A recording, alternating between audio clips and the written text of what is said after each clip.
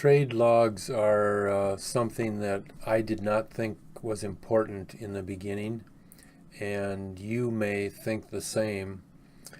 And I will encourage you to think differently because there's a technique, if you're not familiar with it, called comparative analysis. And again, that idea is easy to define when we can immediately think about it, but the power of it is not understood by most until they've gone through a process of comparative analysis. And then they realize that by analyzing different aspects of a particular item, that they can gather just significant amounts of important knowledge relative to the subject that they're working on. And so in our case, it's important that you track everything, every transaction that you make.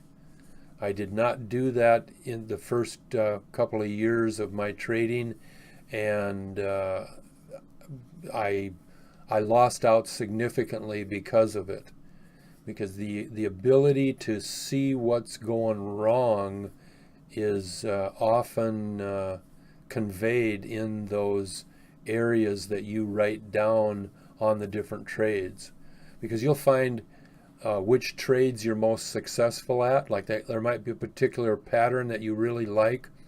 Like for example, red peaks are next day down, 1 day patterns.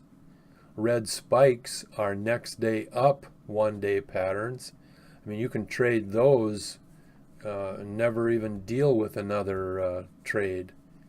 I mean, the requirement is that zip red is under 50 going down and that zip yellow is above 50 going down. And there are nuances to it in that you want to look at the short-term trend line groups, those 7 lines, and they will give you lots of information as to which direction the stock is, or the stock is moving at that particular point in time.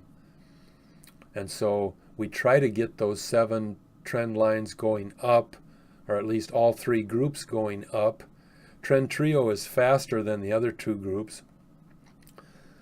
But if they're all going up when a red spike appears, the next day is going to usually be a nice green long candle. So it's easy to think that you don't need trade logs, but I'll tell you, they are so valuable. You've got short-term benefits and long-term benefits, because it isn't until you do, over 30, maybe 40, 50 trades, and then you begin to see things that you didn't know you were doing. You want to write down what you were thinking on the moment, the reason why you decided to pull the trigger. What was motivating you? And you'll find out that might have been what you looked at last, and you didn't even consider 2 or 3 other items.